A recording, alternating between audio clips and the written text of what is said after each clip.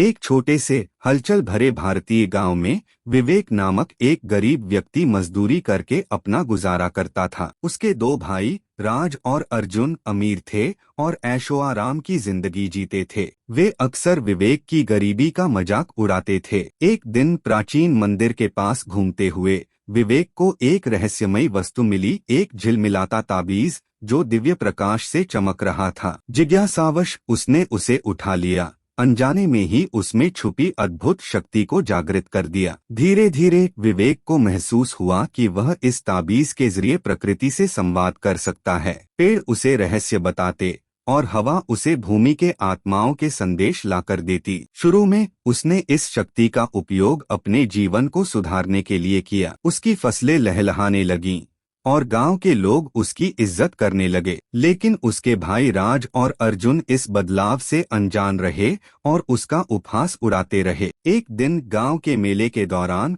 विवेक ने अपने भाइयों का सामना करने का फैसला किया। जैसे ही वह उनके पास पहुंचा, ताबीज तेजी से चमकने लगा और आकाश में एक तूफान उमड़ आया। राज और अर्जुन उसकी बातों पर हंसते रहे, लेकिन जैसे जैसे तूफान भयानक होता गया, विवेक ने प्रकृति की आत्माओं को पुकारा। देखते ही देखते हवाएं उसके चारों ओर घूमने लगीं और वह हवा में उठने लगा, अपनी रहस्यमयी शक्तियों का प्रदर्शन करते हुए। गांव वाले यह दृश्य देखकर दंग रह गए और राज व अर्जुन की हंसी भय में बदल गई। उन्हें एहसास हुआ कि सच्चा धन भौतिक संपत्ति में नहीं बल्कि आत्मा की शक्ति में होता है। विवेक ने उनसे कहा कि धन से अधिक दयालुता और विनम्रता का मूल्य है। जैसे ही उसने यह कहा, तूफान शांत हो गया और ताबीज और भी तेज चमकने लगा, यह दर्शाते हुए कि परिवार का बंधन और करुणा की शक्ति सबसे महत्वपूर्ण है। अंततः विवेक को न केवल गांव वालों का सम्मान मिला,